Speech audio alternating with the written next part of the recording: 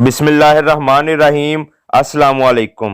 मीरान शाह तक रोड पुख्ता था और चारों तरफ देखने पर सिर्फ पहाड़ ही पहाड़ दिखाई दे रहे थे। इनमें खुश्क और सरसब्ज पहाड़ शामिल थे। मजीद 2 घंटों के सफ़र के बाद हम मीरान शाह पहुंच गए थे। गाड़ी से उतरकर मैंने सबसे पहला काम यही किया कि चचा फाजल के वाकफकार शाह गुल खान के होटल के मुतल्लिक एक शख्स से पूछा। शाह गुल खान? जी, लोग उन्हें शाह जी कहकर पुकारते हैं। मैंने जल्दी से लुकमा दिया। इस दौरान अमजद खामोश खड़ा रहा क्योंकि सारी गुफ्तगू पश्तो में हो रही थी। अच्छा शाह जी, मेरी बात सुनकर उसने असबात में सर हिलाया। यूं कहो ना, आप इस तरह करें कि ये कहकर उसने मुख्तसरन हमें शाह जी के होटल की लोकेशन बता दी, जो अड्डे से नज़दीक ही था। अल्लाह का शुक्र अदा करके हम होटल की सिमत बढ़ गए। यार, ये तो कोई अजीब किस्म की पश्तो बोलते हैं। मेरे साथ कदम मिलाते हुए अमजद बोला। आपको समझने में कोई दुश्वारी पेश नहीं आई है, मगर इतनी नहीं, बल्कि चंद दिन के बाद तो ये उलझन भी ख़त्म हो जाएगी। यार, गलती हो गई है, क्लैशनकोफ साथ लानी चाहिए थी। अमजद दाएं बाएं गुजरने वाले हथियारबंद अफराद को देखकर अफसोस में सर हिलाने लगा। यहाँ तो बच्चों तक ने हथियार कंधे से लटकाए हुए हैं। हाँ यार, चचा फाजल ने बताया तो था कि ये इन लोगों की सकाफत है। रोटी के बगैर रहना तो शायद ये लोग बर्दाश्त कर लें, हथियार के बगैर नहीं। गर्मी देखो और उनकी पगड़ियाँ देखो। उन्होंने तेरे नंगे सर पर इतराज़ किया है क्या, जो तू उनकी पगड़ियों पर इतराज़ कर रहा है? मैंने उसे झिड़का और वो हंसकर बोला। देखो ना यार, कुछ नौजवानों ने फ़कत टोपी सर पर रखी हुई है, तो सबको इसी तरह करना चाहिए। इतनी लंबी लंबी जुल्फ़ें, ऊपर से पगड़ी, और फिर गर्मी देखो। इस वक्त हम मतलूबा होटल तक पहुँच गए थे, इसलिए मैं जवाब में खामोश रहा। होटल अजीब तर्ज का नमूना था। कुर्सियों, टेबलों और चारपाइयों के बजाय मिट्टी गारे से बड़े बड़े थड़ों की मानिंद जगह बनाई गई थीं, जिन पर खजूर के पत्तों से बनी हुई चटाइयाँ और उनके ऊपर सब्ज़ रंग की प्लास्टिक शीटें बिछाई गई थीं। गाहक जूते उतारकर बड़ी बेतकल्लफी से उन पर बरजमान थे। लकड़ी का एक शोकेस और उसके पीछे चारपाई डालकर इस्तकबालिया काउंटर की शक्ल तरतीब दी गई थी। चारपाई पर सुर्ख घनी दाढ़ी वाला एक शख्स तकिए से टेक लगाए बैठा था। दाढ़ी का रंग लाजमन मेहंदी का मरहून मिन्नत था। इसे देखते ही मैंने पहचान लिया कि वो शाह गुल उर्फ शाह जी था, क्योंकि उनका हुलिया चचा फाजल ने हमें बड़ी तफसील से बताया था। अस्सलाम वालेकुम। वालेकुम अस्सलाम। एक गाहक को बकाया पैसे अदा करते हुए उसने खुशदिली से मेरे सलाम का जवाब दिया। हमने शाह गुल खान से मिलना था, तो मिले ना। वो मुस्कुराया। गरीब को ही शाह गुल खान कहते हैं। ये कहते हुए उसने मुसाफे के लिए मेरी जानिब हाथ बढ़ा दिया। मैं उसका हाथ थामते हुए बोला, हम डेरा इस्माइल खान से आए हैं। फाजल जान रहमान खेल वाले ने हमें आपके पास भेजा है। फाजल जान? उसने खड़े होकर हमें गले लगाने के लिए अपने बाजू फैला दिए। वो तो मेरा जिगर है, जिगर। मुझे अपने बाजुओं में खूब भेंचकर उसने अमजद के साथ भी यही सलूक दुहराया। बैठो, उसने चारपाई की जानिब इशारा किया। और सुनाओ, फाजल कैसा है और आपका उससे क्या रिश्ता है? सगा चचा है मेरा। इसका मतलब है आप हाशिम जान के बेटे हैं। वो गालबन हमारी फैमिली से मुतल्लिक काफ़ी मालूमात रखता था, इसलिए बेधड़क उसने मेरे अब्बू जान मरहूम का नाम लिया। जी, मैं मुख्तसरन बोला। और ये, उसने अमजद की तरफ इशारा किया, ये मेरा दोस्त है।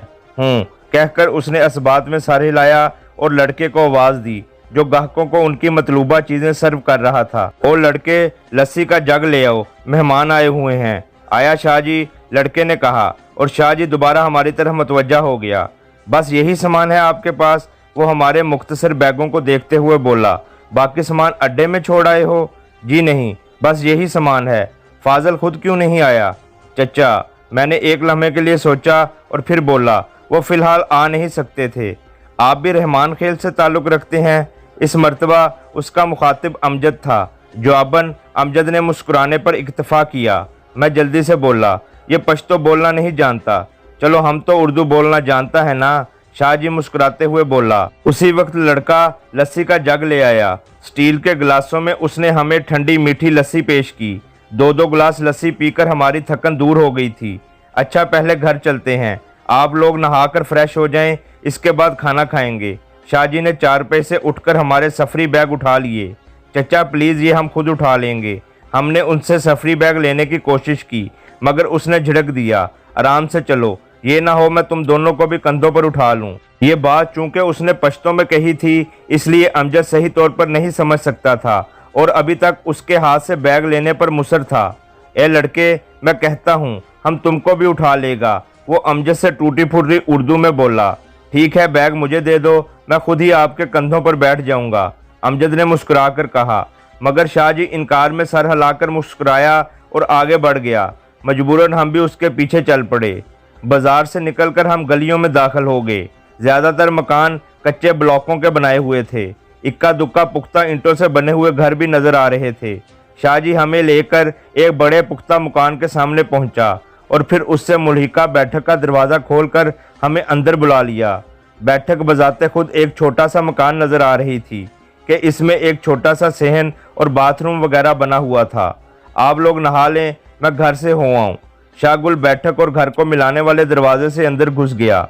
मुझे पता था कि वो खाने का बंदोबस्त करने गया था। असर का टाइम हो रहा था और ये टाइम ना दिन के खाने का था और ना ही रात के, मगर उस इलाके में मेहमान से खाने के मुतल्लिक पूछना अच्छा नहीं समझा जाता और खाना लाकर मेहमान के सामने रख दिया जाता है। अलबत्ता मेहमान मेज़बान को मना कर दे कि वो इस वक्त खाने का तकल्लुफ़ ना करे तो ये अलग बात है, मगर मैंने ऐसी कोशिश नहीं की क्योंकि रास्ते में हमने खाना नहीं खाया था और उस वक्त अच्छी खासी भूख महसूस हो रही थी। बाथरूम के अंदर पानी का भरा हुआ ड्रम, एक बाल्टी और मग्गा भी मौजूद था। जब तक हमने नहा धोकर कपड़े बदले, शाहगुल खान पुरतकल्लुफ़ खाने के साथ हाजिर हो गया। खाना लेकर आने वाला उसका बेटा था क्योंकि इसका चेहरा बिल्कुल शाहगुल के मुशाबा था। खाना खाकर हम आराम के लिए लेट गए। मेरा इरादा था कि रात को शाहगुल खान से तफसीली बात करूंगा। रात को इशा की नमाज के बाद मैं तफसील से शाहगुल को अकबर खान से अपनी दुश्मनी की वजूहात और अपने घर वालों के साथ गुजरे हुए हादसे की तफसीलात सुना चुका था। बेटे, ये सब सुनकर बहुत अफसोस हुआ। मैं फाजिल के पास जाऊंगा ताज़ियत के लिए। बहरहाल बतौर मेज़बान मुझे पूछना तो नहीं चाहिए, लेकिन आपके साथ गुजरे हादसे की वजह से ये पूछना मेरी मजबूरी बन गई है कि आपकी मेरे पास आमद किस सिलसिले में हुई है। मुख्तसरन ये कि मेरे लायक क्या हुक्म है। हम चौधरी अकबर के ताक़ुब में यहाँ पहुँचे हैं। इसके बारे में हमें पता चला है कि वो मीरान शाह के किसी बहादुर खान नामी शख्स की पनाह लिए हुए है। आप इसका एड्रेस हमें मालूम कर दें, बाकी हमारा अपना काम है। मैं बहादुर खान नाम के 2 मलकों को जानता हूँ। एक यहीं का रहायशी है और इसके साथ मेरी काफ़ी गपशप भी है। दूसरा दग्गन का मलक है।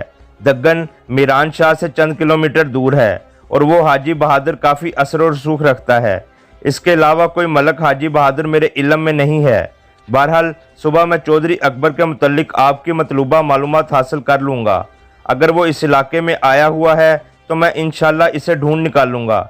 और कोई खिदमत, हथियार भी चाहिए, कहाँ से ख़रीदें, उनका भी बंदोबस्त हो जाएगा। और कुछ, और ये कि हमारा नाम सीगा राज में रहे। ये ना हो चौधरी को हमारे बारे में गुनसुन मिले और वो एक मरतबा फिर गायब हो जाए। अगर एक दफ़ा मिल गया तो इंशाल्लाह गायब नहीं हो सकेगा, इंशाल्लाह। खोचे, तुम तंग तो नहीं होता हमारी बातों से? शाहगुल खामोश बैठे अमजद से मुखातब हुआ। नहीं खान चचा, मुझे थोड़ी बहुत समझ आ जाती है, बाकी बातें बाद में जानू से पूछ लेता हूँ, इसीलिए तो इसको साथ लाया हूँ, वरना अकेला ना आ जाता। उसकी बात सुनकर मैं तो हंस पड़ा, जबकि शाहगुल ने हैरानी से पूछा, अकेले आने का क्या मतलब है? वैसे ही मजाक कर रहा था चचा। अच्छा अच्छा, ऐसा बोलो ना, गपबाज है। शाहगुल असबाद में सर हिलाते हुए बोला। वैसे खान चचा, मैं इसे अमजद के दिए गए नाम से पुकारा। अगर बिलफर्ज चौधरी दग्गन के हाजी बहादुर के पास हमें मिल जाता है तो क्या वो इसे आसानी से हमारे हवाले करने पर राज़ी हो जाएगा? नामुमकिन। उसने इनकार में सर हिलाया। मलक किसी कीमत पर इसे तुम्हारे हवाले नहीं करेगा, बल्कि वो क्या, अगर चौधरी ने मेरी पनाह भी ली होती तो मैं इसे तुम्हारे हवाले ना करता। ये हमारी रवायात के ख़िलाफ़ है। लेकिन खान चचा, चौधरी से बदला किस तरह लूँगा? ये ना हो कि इसे हलाक करके खौफ मलक बहादुर की दुश्मनी मोल ले लूँ। भाई, चौधरी हमेशा तो उसका मेहमान नहीं रहेगा ना, बल्कि हो सकता है चौधरी अब तक उसके पास से चला भी गया हो। सारी ज़िंदगी कौन किसी के दर पर पड़ा रहने को गवारा कर सकता है? और जहाँ तक चौधरी का ताल्लुक है, वो तो तुम्हारे बकौल अच्छा खासा ज़मींदार है। उसने तो शायद चंद दिन बाद ही अपने लिए टिकाने का बंदोबस्त कर लिया हो। यूं भी इसे इलाका गैर में किस चीज़ का खौफ हो सकता है? पुलिस का इधर कोई अमल दखल नहीं, और आप लोग तो इसके इल्म के मुताबिक इसके इस इलाके में रपोशी से ला इल्म हो। शाह गुल ने हालात का उम्मीद अफजा तजिया किया था। ये भी तो हो सकता है कि वो यहाँ रहने के बजाय किसी ऐसी जगह चला गया हो जिसकी बाबत हाजी बहादुर भी लाइलम हो। नहीं, ये नहीं हो सकता। चचा ने इनकार में सर हिलाया। अगर यहाँ आने के बाद उसने हाजी बहादुर का अदना सा भी सहारा लिया है तो वो कभी भी इसे लाइलम नहीं रखेगा। अल्लाह करे ऐसा ही हो, ऐसा ही होगा इंशाअल्लाह। अब आप लोग आराम करो। सुबह मैं शाह जमान, जो कि इसके बड़े बेटे का नाम था, को धग्गन भेजूंगा। बड़ा सियाना लड़का है, वो लाजमन चौधरी को ढूंढ निकालेगा, बशर्ते चौधरी वहाँ पर हुआ। इसके जाने के बाद अमजद काफ़ी देर मेरा सर खाता रहा और जब तक उसने खान चचा से होने वाली सारी गुफ्तगू हरफ ब हरफ ना सुन ली, मेरी जान ना छोड़ी।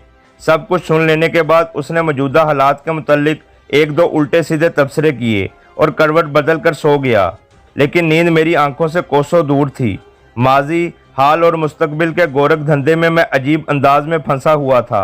मेरा जिस्म हाल में था तो दिल माजी में और दिमाग मुस्तकबिल के अंधेरों में। मेरे प्यारे माजी में रह गए थे। उनसे मिलने की ना तो कोई उम्मीद थी और ना ही इम्कान, मगर वो भुलाई नहीं भूलते थे। मुस्तकबिल में मेरी ज़िंदगी की सबसे बड़ी ख्वाहिश, सबसे बड़ा मकसद और सबसे बड़ी खुशी चौधरी अकबर को इबरतनाक अंजाम से दोचार करना था। शायद इसके बाद मैं खुद भी जिंदा ना रह पाता। जमीला बाजी और चचा फाजल के अलावा मेरा कोई अपना नहीं बचा था। अमजद ने मेरे लिए बहुत ज़्यादा कुर्बानियाँ दी थीं और हकीकी मानों में मेरे सगे भाइयों की मानिंद साबित हुआ था, मगर उसकी मोहब्बतों में मुझे हाकम जान, मोहम्मद जान और अहमद जान भूल नहीं सकते थे। सादिया का नेमुल बदल मिलना बड़ा मुश्किल था। शीतल एक ऐसी लड़की थी जो शायद इस खला को पुर कर सकती थी, मगर मेरी जानिब से मुसलसल बेइतनाई शायद इसे भी कोई दूसरा साथी ढूंढने पर मजबूर कर देती, बल्कि हो सकता है कि अब तक उसने ढूंढ भी लिया हो। मेरे दिमाग में तल्ख सोच गूंजी। नमकीन कतरे मेरी आंखों से निकलकर कानों को भिगोते हुए तकिए में जज़ब होने लगे और अपनी सोचों के धारे को माजी से हटाकर चौधरी अकबर के खिलाफ महाजराई के तरीके तरतीब देने पर माइल करने लगा। ये वो वाहद मौजू था जिसके मुतल्लिक सोचते हुए दूसरे काम जहन से महव हो जाते थे। ये तदबीर कामयाब रही और कुछ सोचते सोचते नींद की मेहरबान देवी ने मुझे अपनी आगोश में ले लिया। अगले दिन हम दिन चढ़े उठे। रोज़मर्रा के मामूलात से फारिग होने के बाद खान चचा हमें एक असला डीलर के पास ले गया। अपने बेटे शाह जमान को वो सुबह सवेरे धग्गन रवाना कर चुका था। असला डीलर शाह जी का गहरा दोस्त था। इसके कहने पर वो हमें दुकान के बजाय अपने घर से मुल्हका स्टोर में ले आया, जहां आला किस्म का देसी और वलायती असला मौजूद था। इधर तो रॉकेट लॉन्चर भी पड़े हैं। स्टोर के अंदर घुसते ही अमजद हैरानगी से बोला, यहाँ पर आपको 12.7 mm और AGS 17 भी मिल सकती है। दुकानदार ने कहा और हम दोनों सर हिलाकर रह गए। वो हथियार हमारे किसी काम के नहीं थे। रॉकेट लॉन्चर गो अपनी कारकर्दगी की निस्बत वज़न में बहुत हल्का होता है, यानी सिर्फ 6 किलो के बकदर इसका वज़न होता है, मगर उसके एक गोले का वज़न 2.5 किलो के करीब होता है। इस तरह एक सेहतमंद शख्स सिर्फ 3 से 4 गोले ही अपने साथ आसानी से ले जा सकता है और इन गोलों से किसी भी छोटे छोटे मकान को मलबे के ढेर में तब्दील किया जा सकता है। लेकिन हम जिस किस्म की जंग की तैयारी में थे, इसमें यह कहीं भी फिट नहीं बैठता था। और जहां तक ताल्लुक है 12.7 mm का, तो इसका वज़न भी इतना ज़्यादा होता है कि इसको उठाने के लिए 3 से 4 आदमी चाहिए। इस तरह ऑटोमेटिक ग्रेनेड लॉन्चर यानी AGS 17 भी हमारे किसी काम की नहीं थी। इसके अलावा भी हमें स्टोर में ऐसे कई कारआमद हथियार दिखाई दिए जो पसंद तो बहुत आए, मगर हमारी लड़ाई के लिए सूदमंद नहीं थे। इनमें 12 बोर बंदूकें, स्नाइपर राइफलें जिनके साथ टेलीस्कोप भी फिट थी और मुख्तलिफ किस्म के बोर के पिस्तौल शामिल थे। हमारे मतलब की राइफ़ल सिर्फ AK-47 असॉल्ट राइफ़ल थी, जिसे उर्फ़ आम में क्लैशनकोफ कहते हैं। हम दोनों ने क्लोज बट की 2 क्लैशनकोफें पसंद की, जिनकी बैरलें कलम की तरह तराशी हुई थीं। इसके अलावा मुझे लकड़ी के दस्ते का बरीटा पिस्तौल भी पसंद आया, मगर दुकानदार ने बताया कि वो दरा आदम खेल का तैयार करदा था और नकल बामुताबिक असल था। इसके बजाय उसने जर्मनी का बना हुआ मार्क 13 mm मेरे सामने रखा, जो वज़न में बरीटा से हल्का था और रेंज में भी काफ़ी ज़्यादा था। मैगज़ीन में 6 राउंड आते थे, जो कि आम पिस्तौलों से काफ़ी मोटे थे। दुकानदार की पसंद पर मैंने वही ले लिया। पैसे कितने हुए? दुकानदार ने कहा, पैसों की अदायगी शाह जी ने कर दी है। क्या मतलब? खान चचा ने टूटी फूटी उर्दू में कहा। मतलब ये कि ये हमारी तरफ से तुम लोगों का तोहफा है। मगर खान चचा, इतने कीमती तोहफे कोई कीमत नहीं है। बस अब चलो। हम दुकानदार से रुखसती मुसाफा करके उनके साथ चल पड़े। उस वक्त क्लैशनकोफ तकरीबन 7,000 से 10,000 में मिल जाती थी। वहाँ से हम सीधा खान चचा की बैठक में पहुँचे। आप लोग गपशप करें, मैं हाजी बहादुर की तरफ से होकर आऊँ। हाजी बहादुर से उसकी मुराद मीरान शाह वाला हाजी बहादुर था, क्योंकि दग्गन वाले हाजी बहादुर के पास वो अपने बेटे को भेज चुका था। अब क्या इरादा है जानू साहब? शाह जी के बैठक से निकलते ही अमजद ने पूछा। फिलहाल तो इंतज़ार है शाहजमान और खान चचा की रिपोर्टों का, इसके बाद ही कुछ सोचेंगे। बिलफर्ज दोनों मलक चौधरी से लाइलम हुए तब क्या करेंगे? तब मीरान शाह और इसके मज़ाफ़ाती इलाके में किसी और हाजी बहादुर को तलाश करेंगे, क्योंकि मीर नियाज के कहने के मुताबिक वो किसी हाजी बहादुर का ही मेहमान बनकर आया है। अगर इस तरह नाकामी हुई तो वापस जाकर मीर नियाज खान से दो हाथ करेंगे और इस मर्तबा इसे साथ ही लेकर आएंगे, चाहे इसके लिए हमें कितनी ही कुर्बानी क्यों ना देनी पड़े। उस वक्त भी तो मैंने यही कहा था ना, मगर तुम्हें अमन पसंद बनने का शौक चढ़ा हुआ था। अमन पसंद मैं अब भी हूँ गौतम बुद्ध साहब। अमन से काम नहीं चलता और दोगली हरकतों से भी परहेज करो। गजब खुदा का, एक छोड़ो दो हथियार अपने साथ रखते हुए अमन पसंदी के दावे। माजे साहब, मैंने अर्ज किया है मैं ख्वाम खा की कत्लो गारत नापसंद करता हूँ, समझे? ये भी झूठ है, वरना एक हिंदू लड़की के लिए तू इतनी लाशें ना गिराता इंडिया में। तुझे क्या था, हिंदू लड़की है और हिंदुओं ने ही पकड़ी हुई है। वो मुझे गुस्सा दिलाता हुआ बोला। मुझे पता चल गया था कि उसके पास काम की कोई बात है नहीं, इसलिए सवाल गंदम और जवाब चना वो बात को कहीं से कहीं ले गया था। चलो, शहला बीबी को जब कोई मुसलमान छेड़े तो तुम भी खामोश रहना। अरे वाह, मैंने कब कहा है कि मैं अमन पसंद हूँ? वैसे भी शहला और शीतल का क्या जोड़? बात तो तेरी सही है, शीतल और शहला का वाकई कोई जोड़ नहीं है। शहला अगर अपनी मौजूदा शक्ल से 100 गुना भी ज़्यादा खूबसूरत हो जाए तब भी वो शीतल से हमसरी का दावा नहीं कर सकती। अरे बस भी करो, अगर इतनी अच्छी होती तो यूं इंडिया में ना छोड़ आते, अपने साथ ले आते। मैं शादीशुदा था। उसके मजाक के जवाब में मैं संजीदा हो गया। सादिया जिंदा थी, उस वक्त क्या उस पर शौकन ले आता? सॉरी यार, सादिया के जिक्र पर वो भी संजीदा हो गया। मैं तो वैसे ही मजाक कर रहा था, मुझे पता है, लेकिन ये भी हकीकत है कि शीतल की तरह हसीन लड़की मैंने आज तक नहीं देखी। इसका मतलब है चौधरी अकबर के इंजाम के बाद जनाब का एक दफ़ा फिर इंडिया जाने का प्रोग्राम है। नहीं यार, मैंने इनकार में सर हिलाया। पहली बात तो ये है कि ऐसी लड़की जो अमीर कबीर होते हुए हुस्न की दौलत से भी माला माल हो, उसके चाहने वाले हज़ारों नहीं लाखों होंगे, और मेरी बनास्पति मोहब्बत का खुमार किसी लम्हे भी उसके दिल से उतर सकता है। मेरी जगह इसे कई खूबसूरत, दौलतमंद और पढ़े लिखे लड़के मिल सकते हैं। दूसरा, यूं ना भी हुआ तब भी वो हिंदू है और मैं मुसलमान। मुसलमान एक काफरा से कैसे शादी कर सकता है? इन लाखों में इसे जानू जैसा कहाँ मिलेगा? और जहाँ तक ताल्लुक है मज़हब का, तो वो बदल भी सकता है। हिंदू के मुसलमान होने में चंद सेकंड भी नहीं लगते, अगर मेरे रब्बे करीम का करम साथ हो तो। अच्छा छोड़ो इस मौजू को, तुम ये पिस्तौल देखो कैसा है। मैंने पिस्तौल उसकी तरफ बढ़ाया। शक्ल से तो अच्छा दिख रहा है, वज़न में भी हल्का है। अलबत्ता इसकी कारकर्दगी तो फायर करने के बाद ही पता चलेगी। वैसे इसकी कितनी गोलियां साथ ली हैं? 6 मैगजीन में है और 24 स्पेयर हैं। फायर करके चेक कर लेते हैं, अमजद ने मशवरा दिया, और हम दोनों बैठक को बाहर से कुंडी लगाकर चल पड़े। हमारा रुख पहाड़ी के दामन की तरफ था। गलियों और घरों का बगौर जायजा लेते हुए हम आहिस्ता आहिस्ता पहाड़ी के दामन में पहुंच गए। यूं तो मीरान शाह चारों तरफ से पहाड़ों में घिरा हुआ है, मगर मगरबी जानिब की पहाड़ी शाह गुल खान के घर के नज़दीक थी, इसलिए हमने उसी तरफ का रुख किया था। जारी है।